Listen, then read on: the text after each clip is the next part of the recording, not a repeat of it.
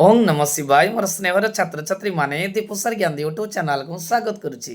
आज पिलामाने मो plus two second arts पिलामानंक पाई education शिक्षार गोटे सुंदर वीडियो नहीं आसी। पिलामान देख आगक आमर फाइनल एग्जाम अच्छी ताकू आखि आगे रखी मु आज 2026 एग्जाम पाई 2 एवं 3 मारिकार समस्त क्वेश्चन आज आलोचना करी।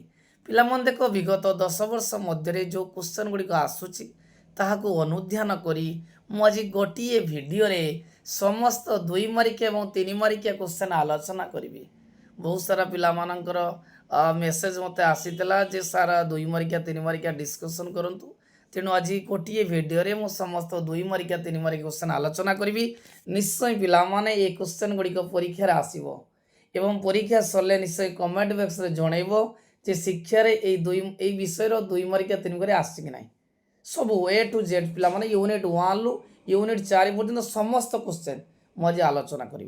एबे प्रथमे आम आलोचना करवा गांधीजी मौलिक शिक्षा। पिला माने कटा परीक्षा सब आसे जे गांधीजी मौलिक शिक्षार लक्ष्य कौन एटा पिला माने बहुत बहुत इम्पोर्टाट। जे मौलिक शिक्षा क्या कहवा ना जो शिक्षा द्वारा मनुष्य तार मौलिक आवश्यकता पूरण करें मौलिक शिक्षा कहवा। गांधीजी 1937 मसीह मौलिक शिक्षा प्रवर्तन करते। यह लक्ष्य कौन थिला ना शिक्षा व्यक्तिर सर्वांगीन विकास करी व्यक्ति को एक उत्तम नागरिक होबार साहाय्य करिथाय। जे शिक्षा व्यक्तिर सर्वांगीन विकास करी एक उत्तम नागरिक होबार सहायक करिथाय। द्वितीय क्वेश्चन जे शिक्षा व्यक्ति को उत्तम चरित्र गठन करने पर साहाय्य करिथाय। जे शिक्षा द्वारा जड़े छात्रर उत्तम चरित्र गठन होता है। तृतीय क्वेश्चन तृतीय पॉइंट जे मौलिक शिक्षा साधारणतः शिक्षार्थी को आत्मनिर्भरशील और स्वावलंबनशील करिथाय। तेणु उत्तर पिला मन होची 3टा पॉइंट आलोचना कली। लास्ट पॉइंट शिक्षा व्यक्ति को आत्मनिर्भरशील और स्वावलंबी हेबारे सहायक हो उचित। मौलिक शिक्षा कौन कौन पाठ्यक्रम था ये पिला 2 मार्क आसे कौन कौन पाठ था ना शिक्षार लक्ष्य को हासिल करने गांधीजी एक स्वतंत्र पाठ्यक्रम विद्यालय स्थान देते। मातृभाषा थिला साधारण विज्ञान गणित मौलिक शिक्षा समाज विज्ञान संगीत और चित्रांकन। नेक्स्ट क्वेश्चन जे मौलिक शिक्षा कहीं भारत में विफलता होइतिला। जे मौलिक शिक्षा विफलता हवार कारण कौन बा गांधीजी को मौलिक शिक्षा नीति कहीं विफल होइतिला। प्रथम कथा यह अत्यधिक मात्राधिक धंदा केन्द्रिक थिला। कारण गांधीजी को शिक्षा को धंदा केन्द्रिक शिक्षा बुनियादी शिक्षा कुटील शिल्प शिक्षा कहते। यह मात्राधिक धंदा वृत्ति निमंते उद्दिष्ट थिबारु सामग्रिक विकास बाधा प्राप्त होइतिला। द्वितीय पॉइंट यह गरीब तथा निम्न वर्ग और स्वल्प बुद्धिसंपन्न पिला मानक उपयुक्त थिला। जे यही जो मौलिक शिक्षाटी निम्न वर्ग एवं स्वल्प बुद्धिसंपन्न पिलांग पई उपयुक्त थिला। तेणु उच्च वर्गर लोके छात्र छात्री माने यह प्रति विमुख थिले। यह साधारणतः ग्राम में प्राधान्य पाइला। जो मौलिक शिक्षाटी केवल ग्राम में प्राधान्य पाइला किंतु सहर में पाई नथिला। एवं एथिरे इंग्राजी भाषार गुरुत्व कम था। कौन इंग्राजी भाषार गुरुत्व कम था। नेक्स्ट क्वेश्चन जे गांधीजी मौलिक शिक्षा प्रति अवदान कौन था। जो महात्मा गांधी जो मौलिक शिक्षा प्रति अवदान कौन था यहाँ बहुत इंपोर्टाट परीक्षार पिला आसे। जे महात्मा गांधी जातिर पिता थिले तांकर अवदान शिक्षा क्षेत्र में अतुलनीय। गांधीजी शिक्षा क्षेत्र को बुनियादी शिक्षा को मुख्य अवदान विशेषकर शिक्षा माध्यम शिक्षार सर्वांगीन विकास करिवार स्वप्न सी देखी। तृतीयतः शिशु को स्वावलंबनशील कराई आत्मसंयम कराइबारे प्रेरणा जगाई। धंदामूलक शिक्षा मध्य व्यक्ति को भविष्यत कर्म जोगाई शिक्षा माध्यम। एवं लास्ट होची मातृभाषा शिक्षा पर गुरुत्व देते। नेक्स्ट पिला मन जा सत्यवादी शिक्षा अवनतिर मुख्य कारण जे सत्यवादी वन विद्यालय शिक्षार प्रवर्तक थे गोपबंधु दास। तेणु यही सत्यवादी वन विद्यालय कहीं सत्यवादी कहीं अवनति होता साधारणतः अर्थनैतिक समस्या और अनुदान अभाव थिला। द्वितीयतः गोपबंधु जो स्वाधीनता संग्राम अंशग्रहण कले फल इंग्रेज जो शासन इंग्रेज मैंने शासन करते जेहेतु गोपबंधु विरोध में ସ୍ୱାଧୀନତାରେ ଭାଗ ନେଇଥିଲେ। ସେଥିପାଇଁ ଇଂରେଜମାନଙ୍କର କପଦୃଷ୍ଟି ମଧ୍ୟ ପଡ଼ିଥିଲା। ଉପଯୁକ୍ତ ଶିକ୍ଷକଙ୍କର ଅଭାବ ରହିଥିଲା ଏବଂ ସ୍ଥାନୀୟ ଲୋକମାନେ ମଧ୍ୟ ବିରୋଧ ମନୋଭାବ କରିଥିଲେ। ତା ସହିତ ଗୋପବନ୍ଧୁଙ୍କ ଅକାଳ ମୃତ୍ୟୁ ପରେ ଶିକ୍ଷା ବ୍ୟବସ୍ଥା ଚଳାଇବା ପାଇଁ ଉପଯୁକ୍ତ ନେତୃତ୍ୱର ଅଭାବ ମଧ୍ୟ ରହିଥିଲା। ନେକ୍ସଟ ହେଲା ମୁକ୍ତାକାଶ ବିଦ୍ୟାଳୟ। ପିଲାମାନେ ଦେଖ, ମୁକ୍ତାକାଶ ବିଦ୍ୟାଳୟର ପ୍ରବର୍ତ୍ତକ ଥିଲେ ଗୋପବନ୍ଧୁ ଦାସ। ଯେ ମୁକ୍ତାକାଶ ବିଦ୍ୟାଳୟର ଅର୍ଥ ହେଉଛି ଯେ ମୁକ୍ତ ଆକାଶ ତଳେ ପାଠ ପଢ଼ିବା। ସାଧାରଣତଃ ସତ୍ୟବାଦୀ ବନ ବିଦ୍ୟାଳୟରେ ବକୁଳ ବନ ତଳେ ପିଲାମାନେ ପାଠ ପଢ଼ୁଥିଲେ। କାରଣ ଗୋପବନ୍ଧୁ କହିଥିଲେ ଯେ ବିଦ୍ୟାଳୟର ଚାରିକାନ୍ଥରେ ଦିଆଯାଉଥିବା ଶିକ୍ଷାକୁ ପ୍ରକୃତ ଶିକ୍ଷା ବୋଲି ମାନୁନାହିଁ। ସାଧାରଣତଃ ଧର୍ମ କେନ୍ଦ୍ର ଏବଂ ପ୍ରାଚୀନ ଗୁରୁକୁଳରେ ଦିଆଯାଉଥିବା ଶିକ୍ଷା ହିଁ ପ୍ରକୃତ ଶିକ୍ଷାଟା ଗୋପବନ୍ଧୁ କହିଥିଲେ। ଏବଂ ସେ ନିଜେ ମୁକ୍ତ ଆକାଶ ଶିକ୍ଷାର ଜଣେ ବିଶିଷ୍ଟ ପୃଷ୍ଠପୋଷକ ଥିଲେ। ତାଙ୍କ ମତରେ କୋଠରୀରେ ପାଠଦାନ ଅପେକ୍ଷା ମୁକ୍ତ ଆକାଶ ତଳେ ପାଠଦାନ ଶିକ୍ଷା ପ୍ରକ୍ରିୟା ଶିଶୁ ମନରେ ଅଧିକ ପ୍ରଭାବ ପକାଇଥାଏ। ଏହି ଶିକ୍ଷାକୁ ଦୃଷ୍ଟିକୋଣରୁ ବିଚାର କଲେ ଜଣାଯାଏ ଯେ ଏହା ଶିଶୁର ପୂର୍ଣ୍ଣାଙ୍ଗ ଶାରୀରିକ, ମାନସିକ, ବୌଦ୍ଧିକ ବିକାଶରେ ସହାୟକ ହୋଇଥାଏ। ଶିକ୍ଷା ଗ୍ରହଣ ପାଇଁ ମୁକ୍ତାକାଶ ବିଦ୍ୟାଳୟ ଏକ ସୁସ୍ଥ ମାନସିକ ଅବସ୍ଥା ଅଟେ। ନେକ୍ସଟ କ୍ୱେଶ୍ଚନ ପିଲାମାନେ, ସତ୍ୟବାଦୀ ଯେଉଁ ଶିକ୍ଷାର ଲକ୍ଷ୍ୟ, ଏଇଟା ପରୀକ୍ଷାରେ ପିଲାମାନେ ଆସେ। ପ୍ରଥମ ହେଲା ଶିକ୍ଷାର୍ଥୀମାନଙ୍କର ସର୍ବାଙ୍ଗୀନ ବିକାଶ ସାଧନ କରିବା ସଙ୍ଗେ ସଙ୍ଗେ ସେମାନଙ୍କର ଉତ୍ତମ ଚରିତ୍ର ଗଠନ ନିମନ୍ତେ ଧ୍ୟାନ ଦେଇଥାଏ। ଦ୍ୱିତୀୟ ପଏଣ୍ଟ, ଶିକ୍ଷାର୍ଥୀମାନଙ୍କୁ ଆତ୍ମନିର୍ଭରଶୀଳ କରାଇଥାଏ। ସେମାନଙ୍କ ମନ ମଧ୍ୟରେ ସ୍ୱଦେଶ ପ୍ରୀତି ଓ ଦେଶ ପ୍ରୀତି ମଧ୍ୟ ଜାଗ୍ରତ କରିଥାଏ। ସମାଜ ସେବା ପ୍ରତି ପିଲାମାନଙ୍କୁ ଆକୃଷ୍ଟ ମଧ୍ୟ କରାଇଥାଏ ଏହି ସତ୍ୟବାଦୀ ଶିକ୍ଷା। ତା ସହିତ କଳା, ସ୍ଥାପତ୍ୟ, ନୃତ୍ୟ, ସଙ୍ଗୀତ ଓ ସଂସ୍କୃତି ପ୍ରତି ଶିକ୍ଷାର୍ଥୀମାନଙ୍କ ମଧ୍ୟରେ ଆଗ୍ରହ ସୃଷ୍ଟି କରିଥାଏ। ଏବେ ପିଲାମାନେ ଆଲୋଚନା କରିବା ଅରୋଭିଲ୍ ସମ୍ପର୍କରେ ଆଲୋଚନା କରିବା। ପିଲାମାନେ ଦେଖ, ଅରୋଭିଲ୍ ସମ୍ପର୍କ ଯେଉଁ ଆଲୋଚନା କରିବା, ଏଇଟା ବହୁତ ଇମ୍ପୋର୍ଟାଣ୍ଟ କ୍ୱେଶ୍ଚନ୍। ଏଇଟା ଅରବିନ୍ଦଙ୍କ ଚାପ୍ଟରରୁ ଆସିଛି। ଅରବିନ୍ଦ ଯିଏକି ପୂର୍ଣ୍ଣାଙ୍ଗ ଶିକ୍ଷାର ପ୍ରବର୍ତ୍ତକ ଥିଲେ, ସିଏ ପଣ୍ଡିଚେରୀଠାରେ ବିଦ୍ୟାଳୟ ସ୍ଥାପନ କରିଥିଲେ ଏବଂ ତାଙ୍କର ଶିକ୍ଷାକୁ ପୂର୍ଣ୍ଣାଙ୍ଗ ଶିକ୍ଷା ବୋଲି କୁହାଯାଏ। ଅରୋଭିଲ୍, ଯାହାର ଆଧୁନିକ ନାମ ହେଉଛି ଓସାନଗରୀ, ପଣ୍ଡିଚେରୀ ନିକଟରେ ଅବସ୍ଥିତ। ତେଣୁ ଏହି ଶିକ୍ଷା କେନ୍ଦ୍ରର ମୁଖ୍ୟ ଲକ୍ଷ୍ୟ ଥିଲା ମାନବିକ ଐକ୍ୟବଦ୍ଧ, ଜାତି ଧର୍ମ ବର୍ଣ୍ଣ ନିର୍ବିଶେଷରେ ସମସ୍ତେ ଏକ ହୋଇ ସୁସ୍ଥ ଜୀବନଯାପନ କରିବା ସଙ୍ଗେ ସଙ୍ଗେ ପରସ୍ପର ମଧ୍ୟରେ ମୈତ୍ରୀ ସ୍ଥାପନ କରିବା। ଦ୍ୱିତୀୟ ପଏଣ୍ଟ ପିଲାମାନେ, ଯେ ସେହି ସ୍ଥାନରେ ଯେଉଁ ଅରୋଭିଲ୍ରେ ପ୍ରତ୍ୟେକ ଦେଶର କଳା, ସ୍ଥାପତ୍ୟ, ନୃତ୍ୟ, ଗୀତ ଇତ୍ୟାଦି ବିଷୟ ଛାତ୍ରଛାତ୍ରୀମାନଙ୍କୁ ଶିକ୍ଷା ଦିଆଯାଉଥିଲା। ପିଲାମାନେ ମନେ ରଖିଥାଉ, ଯେଉଁ ଅରୋଭିଲ୍ ଯେଉଁ ଶିକ୍ଷା କେନ୍ଦ୍ର ଥିଲା, ଏହା ଅରବିନ୍ଦଙ୍କ ଶିକ୍ଷା କେନ୍ଦ୍ର ଆନ୍ତର୍ଜାତିକ ଶିକ୍ଷା କ୍ଷେତ୍ରରେ ପରିଣତ ହୋଇଥିଲା। ବିଭିନ୍ନ ଦେଶର ଖେଳ, ପୋଷାକ, ଚଳଚ୍ଚିତ୍ର ମଧ୍ୟ ବ୍ୟବହୃତ ହେଉଥିଲା। ଏବଂ ଅରବିନ୍ଦଙ୍କୁ ଯିଏ ଶିକ୍ଷା କ୍ଷେତ୍ରରେ ସାହାଯ୍ୟ କରିଥିଲେ ସେ ହେଉଥିଲେ ଶ୍ରୀମା। ସିଏ କହିଥିଲେ ଏହି ପୂର୍ଣ୍ଣାଙ୍ଗ ଶିକ୍ଷାକୁ ଅରୋଭିଲ୍ ଶିକ୍ଷା ବୋଲି କହିଥିଲେ। ଏବେ ପିଲାମାନେ ଆଲୋଚନା କରିବା ଅରବିନ୍ଦଙ୍କ ପୂର୍ଣ୍ଣାଙ୍ଗ ଶିକ୍ଷା, ଯିଏକି ପରୀକ୍ଷାରେ ଏଇଟା ସୁନିଶ୍ଚିତ ଆସିବ। ବହୁତ ଇମ୍ପୋର୍ଟାଣ୍ଟ କ୍ୱେଶ୍ଚନ୍ ପିଲାମାନେ। ଆଜି ବି କହିଦେଉ, ଦେଖ ପିଲାମାନେ, ପରୀକ୍ଷା ଦେଇ ଆସି ମେସେଜ କରିବ ଯେ କ୍ୱେଶ୍ଚନ୍ଟି ଆସିଥିଲା କି ନାହିଁ। ଦେଖ ପିଲାମାନେ, ପୂର୍ଣ୍ଣାଙ୍ଗ ଶିକ୍ଷା, ଯେ ପୂର୍ଣ୍ଣାଙ୍ଗ ଶିକ୍ଷାର ପ୍ରବର୍ତ୍ତକ ଥିଲେ ଅରବିନ୍ଦ। ଶ୍ରୀ ଅରବିନ୍ଦ ପୂର୍ଣ୍ଣାଙ୍ଗ ଶିକ୍ଷାର ପ୍ରବର୍ତ୍ତକ ଥିଲେ। ସିଏ କହିଥିଲେ ଶିକ୍ଷା ଏପରି ହେବା ଉଚିତ ଯହିଁରେ ବ୍ୟକ୍ତିର એકમાત્ર ଲକ୍ଷ୍ୟ ହେବ ଆତ୍ମା, ତାହାର ଶକ୍ତି ଓ ସମ୍ଭାବନା ରାଜିର ବିକାଶ। ଶ୍ରୀ ଅରବିନ୍ଦଙ୍କ ମତରେ ଶିକ୍ଷାର ଅର୍ଥ ହେଉଛି ମନୁଷ୍ୟର ଉନ୍ନତି, ଆତ୍ମାର ପ୍ରଚ୍ଛନ୍ନ ସତ୍ତାକୁ ଉନ୍ମୋଚନ କରି ପୂର୍ଣ୍ଣାଙ୍ଗ ପରିପ୍ରାପ୍ତିରେ ଏହାକୁ ଊର୍ଦ୍ଧ୍ୱଗାମୀ କରାଇବା। ନେକ୍ସଟ କ୍ୱେଶ୍ଚନ୍ ପିଲାମାନେ, ପୂର୍ଣ୍ଣାଙ୍ଗ ଶିକ୍ଷାର ଲକ୍ଷ୍ୟ, ଏଇଟା ବହୁତ ଇମ୍ପୋର୍ଟାଣ୍ଟ। ଏଇଟା ପାଖାପାଖି ମୋ ପାଠ ପଢ଼ିବା ଭିତରେ 10 ବର୍ଷ ଭିତରେ ବୋଧେ 7-8 ଥର ତ ଏହି କ୍ୱେଶ୍ଚନ୍ ପିଲାମାନେ ଆସିଛି। ତେଣୁ ଏହି କ୍ୱେଶ୍ଚନ୍ ବହୁତ ଇମ୍ପୋର୍ଟାଣ୍ଟ। ଦେଖ ପିଲାମାନେ, ପୂର୍ଣ୍ଣାଙ୍ଗ ଶିକ୍ଷାର ପ୍ରବର୍ତ୍ତକ କିଏ? ନା ଅରବିନ୍ଦ। ଯଦି କ୍ୱେଶ୍ଚନ୍ ପଡ଼େ ସତ୍ୟବାଦୀ ଶିକ୍ଷାର ପ୍ରବର୍ତ୍ତକ କିଏ? ନା ଗୋପବନ୍ଧୁ। ଯଦି କ୍ୱେଶ୍ଚନ୍ ଆସେ ମୌଳିକ ଶିକ୍ଷାର ପ୍ରବର୍ତ୍ତକ କିଏ? ମହାତ୍ମା ଗାନ୍ଧୀ। ଯଦି କ୍ୱେଶ୍ଚନ୍ ଆସେ ନାସ୍ତିବାଚକ ଶିକ୍ଷାର ପ୍ରବର୍ତ୍ତକ କିଏ? ନା ରୁଷୋ। ତେଣୁ ପୂର୍ଣ୍ଣାଙ୍ଗ ଶିକ୍ଷାର ଲକ୍ଷ୍ୟ ହେଉଛି ଦୈହିକ ମନର ବିକାଶ, ଯାହାକି ଇନ୍ଦ୍ରିୟ ସଂଯମ ଓ ଶାରୀରିକ ବିକାଶ ଦ୍ୱାରା ସମ୍ଭବ ହୋଇପାରିବ। द्वितीय पॉइंट मानस मनर विकास जहाँकि स्नायु को विशोधित करी मानसिक एकाग्रता वृद्धि करता है। तृतीय पॉइंट चेतनार विकास जहाँ आमर विचार शक्तिर उद्रेक कराई थाए। आध्यात्मिक विकास जहाद्वारा आम ऐश्वरिक शक्ति जागृत करी सत्यर अनुसंधान करता। यहाँ बहुत बहुत इम्पोर्टाट पिला माने जे पूर्णांग शिक्षा और पूर्णांग शिक्षार लक्ष्य। नेक्स्ट पिला माने आलोचना करवा जे रूस जी कि जड़े फरासी दार्शनिक थिले एवं से जड़े शिक्षाविद नथिले, से जड़े देशप्रेमी थिले।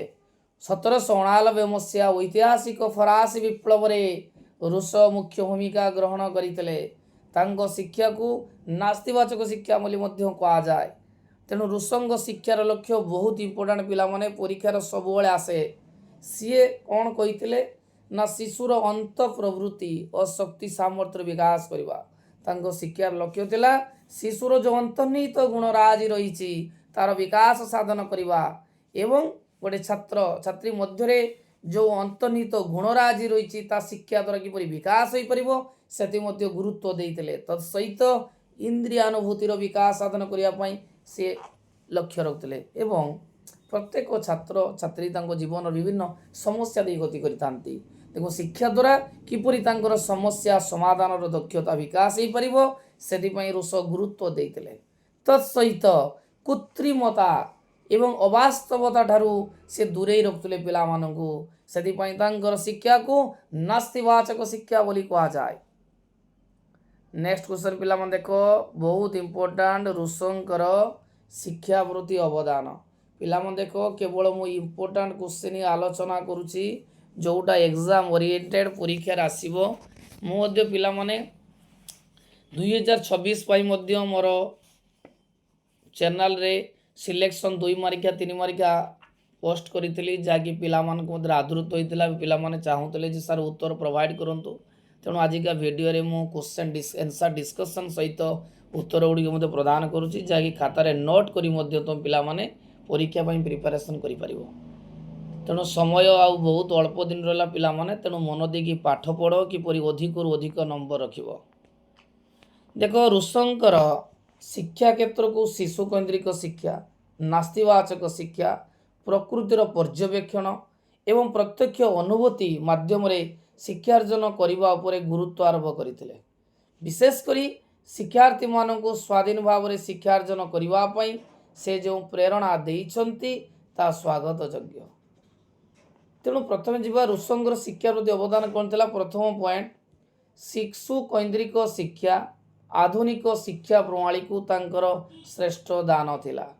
द्वितीय पॉइंट मुक्त परिवेश रे शिक्षा दान एवं शिक्षा ग्रहण उपरे से गुरुत्व देइथिले। तृतीय प्रत्यक्ष अनुभूति द्वारा शिक्षा लाभ मध्य गुरुत्वपूर्ण बोली से कहिसंती।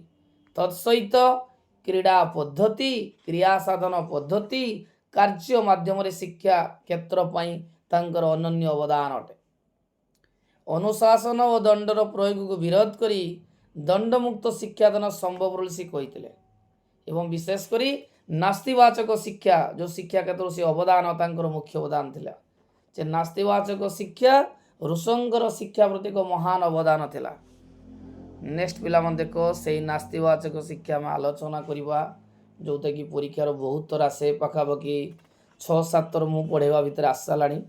तेणु यहाँ बहुत इम्पोर्टाट पिला माने देखो पिला माने नास्तिवाचक शिक्षा को रूस गुरुत्व देते। से तांकर जो पुस्तक एमिली परीक्षार आसे रूस शिक्षा गोटे पुस्तक ना कौन ना एमिली पुस्तक जे रूस तांकर रचित पुस्तक एमिली रे व्याख्या करिसंती जे से अस्तिवाचक शिक्षार घोर विरोधी थे एवं नास्तिवाचक शिक्षा उपरे गुरुत्व दे मत देइछंती जे कृत्रिम और अस्वाभाविक परिवेश रे दिया जाउतिबा शिक्षा मूल्यहीन। जे कृत्रिम एवं अस्वाभाविक परिवेश दिया जाउतिबा शिक्षा मूल्यहीन मात्र प्राकृतिक परिवेश रे दिया जाउतिबा शिक्षा वास्तव।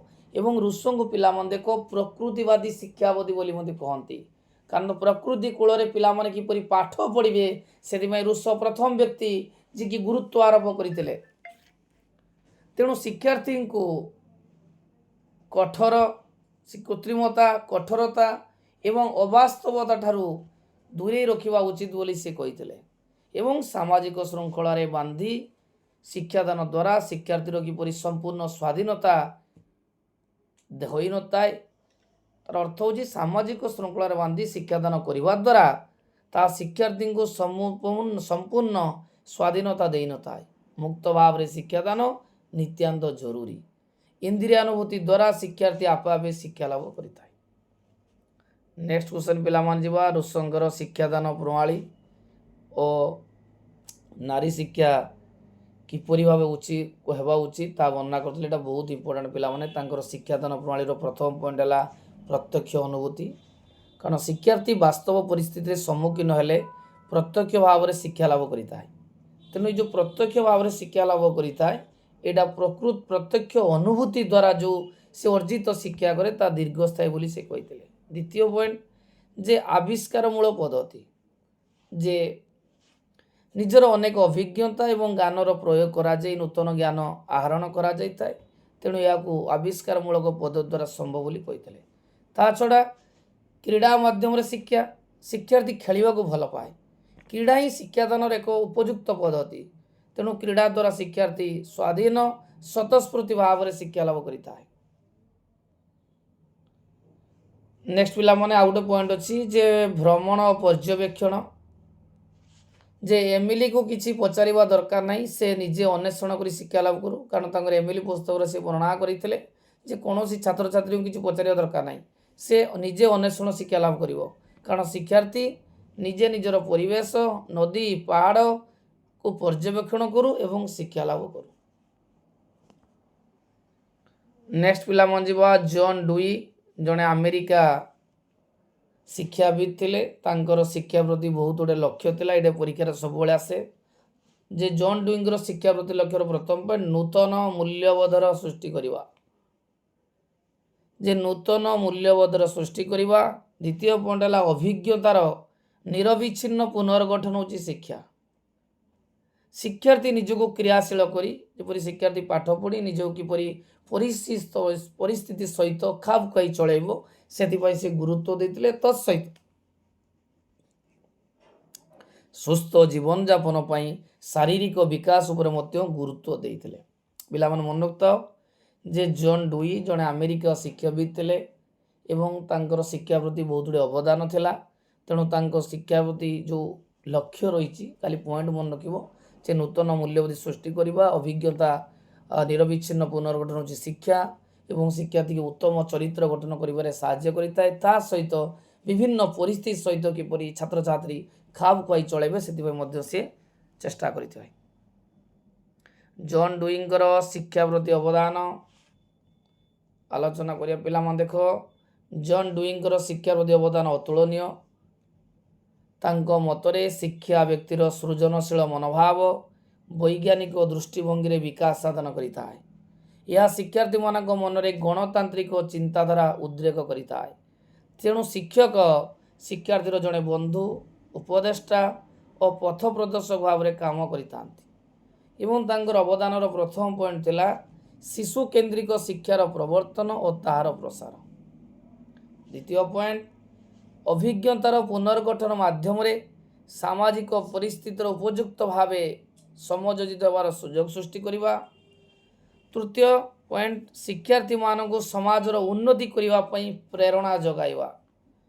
ନେକ୍ସଟ ପଏଣ୍ଟ ଶିକ୍ଷାର୍ଥୀମାନଙ୍କୁ ଗଣତାନ୍ତ୍ରିକ ଚିନ୍ତାଧାରାରେ ବିକାଶ ଏବଂ ନିଜର ଦାୟିତ୍ୱ ଏବଂ କର୍ତ୍ତବ୍ୟବୋଧ ଉପରେ ସଚେତନ କରାଇବା। ନେକ୍ସଟ ପିଲାମାନେ ଦେଖ, ପ୍ରଯତ୍ନ ପ୍ରମାଦ ତତ୍ତ୍ୱ। ପ୍ରଯତ୍ନ ପ୍ରମାଦ ତତ୍ତ୍ୱର ପ୍ରବର୍ତ୍ତକ ଥିଲେ ଥର୍ଣ୍ଡାଇକ୍, ଯିଏକି ଜଣେ ଆମେରିକା ମନୋବୈଜ୍ଞାନିକ ଥିଲେ। ସିଏ ପ୍ରଯତ୍ନ ପ୍ରମାଦ ତତ୍ତ୍ୱ ଗବେଷଣା କରିଥିଲେ। କାହାକୁ ନେଇ ପରୀକ୍ଷା କରିଥିଲେ ନା ବିରାଡ଼ିକୁ ନେଇ ପରୀକ୍ଷା କରିଥିଲେ। ସେ କହିଥିଲେ ଉଦ୍ଦୀପକ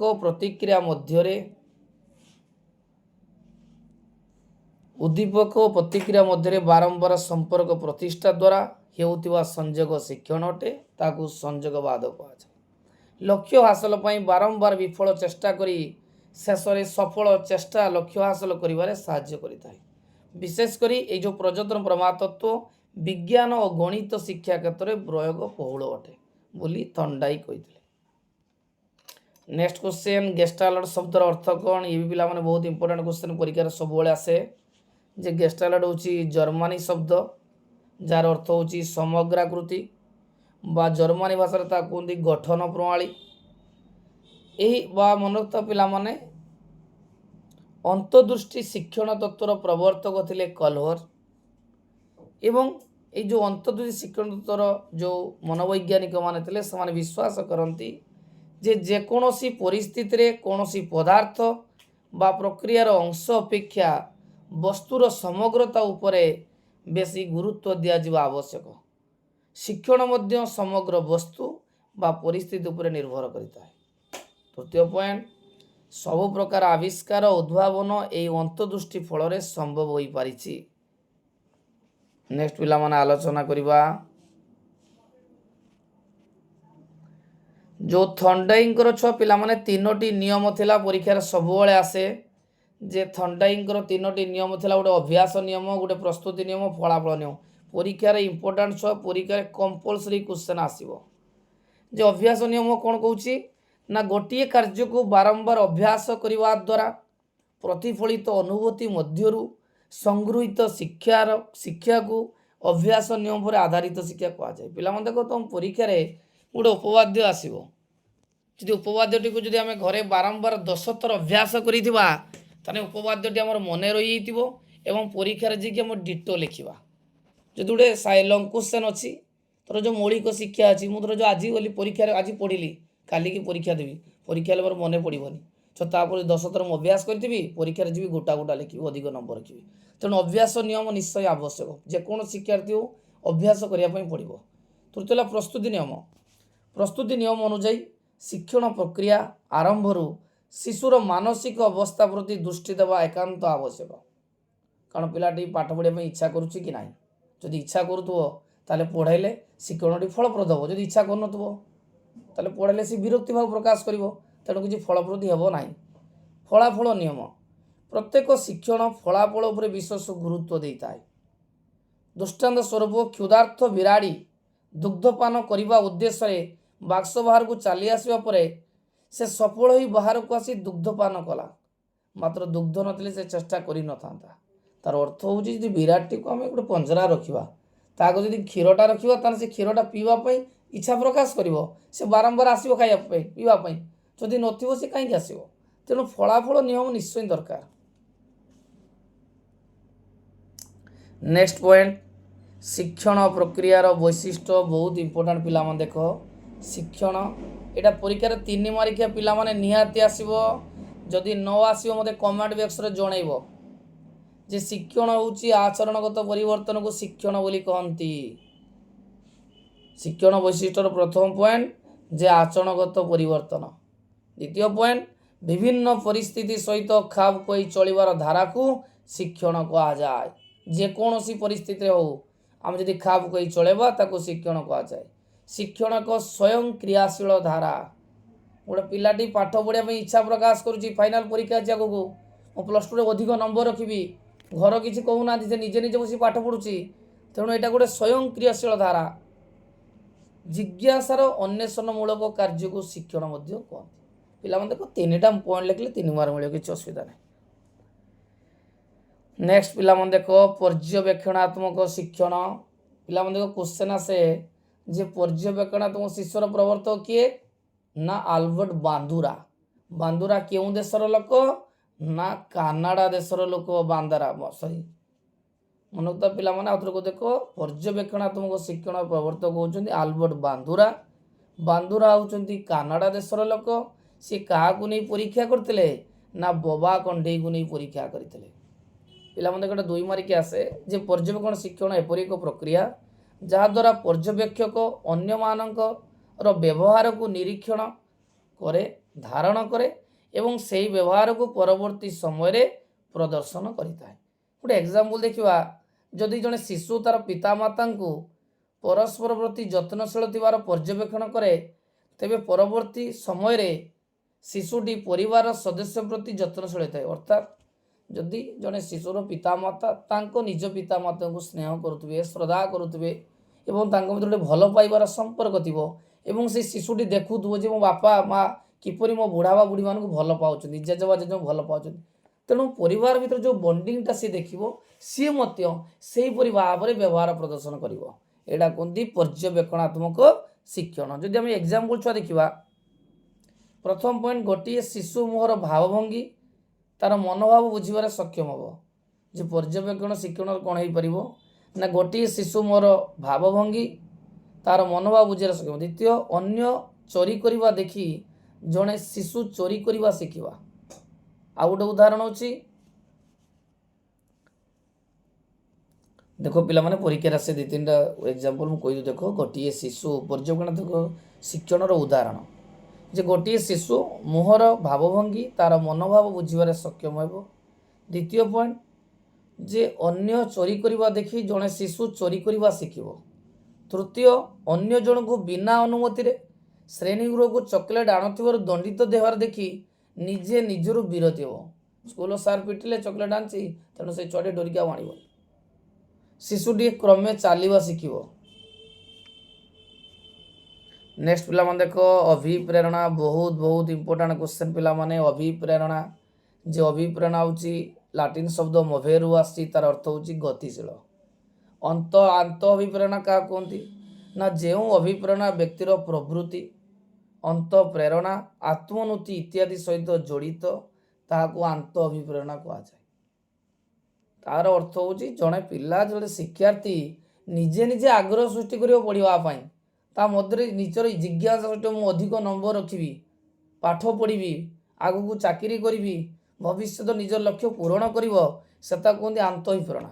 କିନ୍ତୁ ଯେତେବେଳେ ଯେଉଁ ଅଭିପ୍ରେରଣା ବ୍ୟକ୍ତି ବାହାରୁ ପ୍ରଭାବିତ ହୋଇଥାଏ, ଶିକ୍ଷକ ପିଲାମାନଙ୍କୁ ପୁରସ୍କାର ଦେବେ, ଦଣ୍ଡ ଦେବେ, ପ୍ରଶଂସା କରିବେ ଏବଂ ଭୟ ସୃଷ୍ଟି କରିବେ, ଯାହାଦ୍ୱାରା ଯେ ଶିକ୍ଷାର୍ଥୀ ସେ କାର୍ଯ୍ୟ କରିବା ପାଇଁ ଆଗ୍ରହ ରହିଥାଏ, ସେଟା କୁହନ୍ତି ବାହ୍ୟ ଅଭିପ୍ରେରଣା।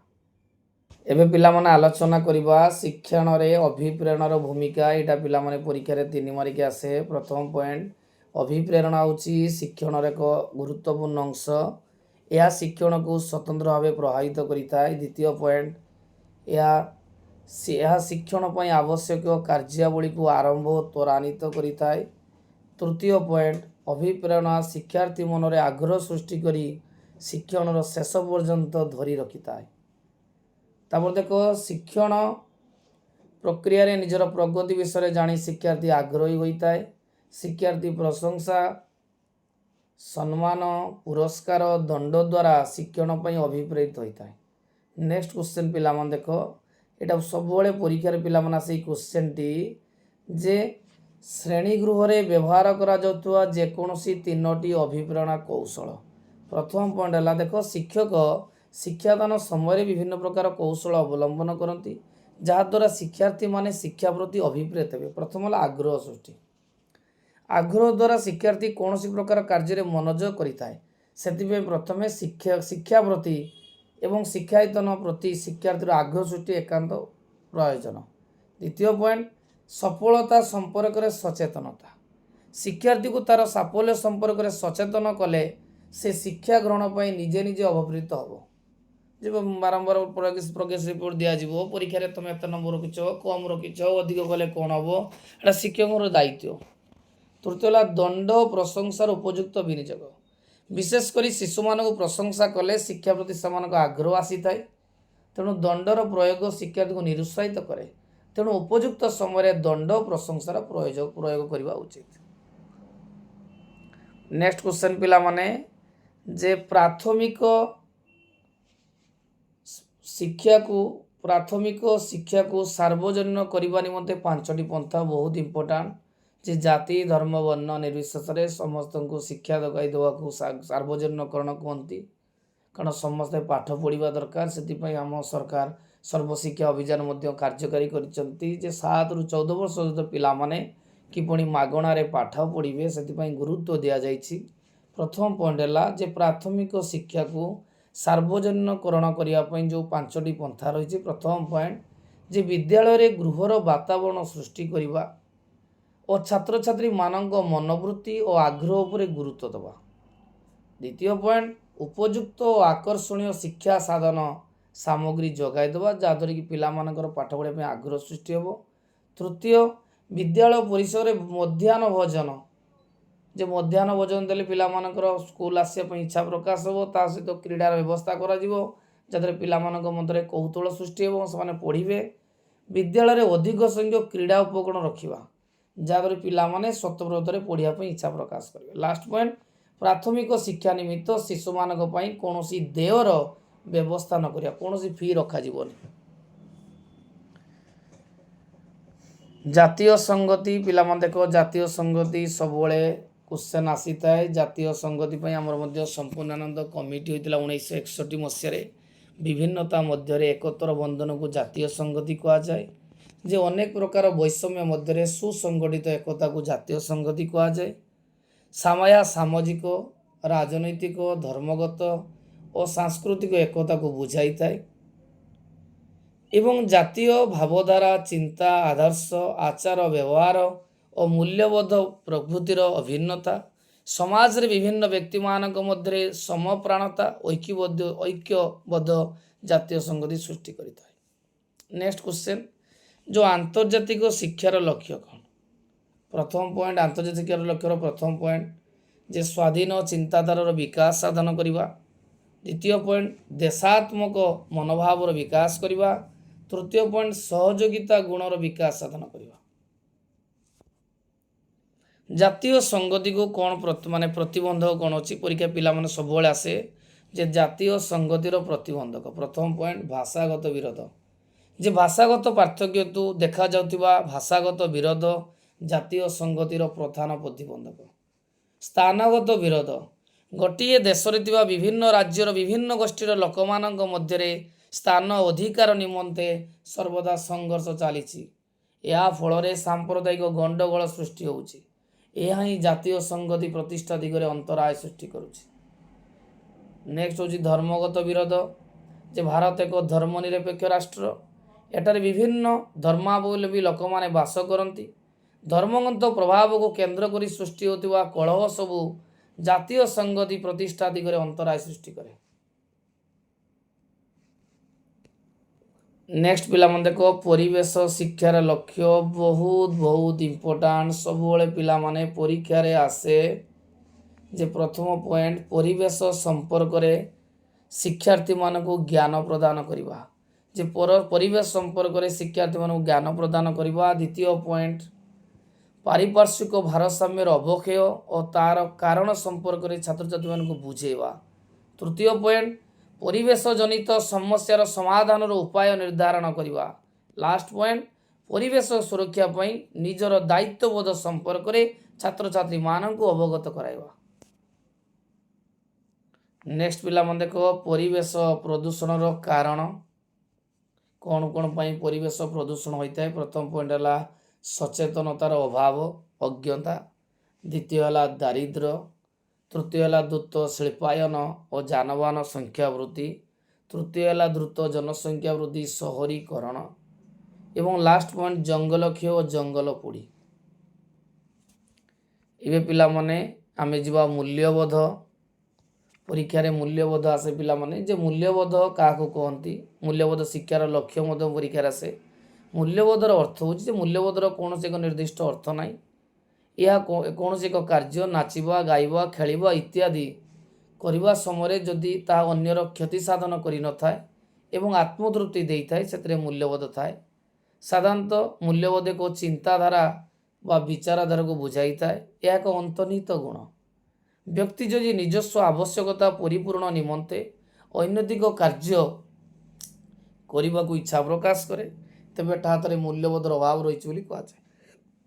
पिला मन देख विभिन्न प्रकार मूल्यबोध प्रथम है अर्थनैतिक मूल्यबोध। द्वितीय है नैतिक मूल्यबोध सौंदर्यता मूल्यबोध अंतिम मूल्यबोध। ये पिला मन आलोचना करवा मूल्यबोध शिक्षार लक्ष्य जोटा कि परीक्षार सबुबले आसे जे विभिन्न विषय शिक्षादान समय रे मानविक मूल्यबोधर उन्नति परीक्षार बहुत बहुत इम्पोर्टाट परीक्षा आसो पिला माने जे मूल्यबोध शिक्षार लक्ष्य है विभिन्न विषय शिक्षादान समय मानविक मूल्यबोधर उन्नति करवा।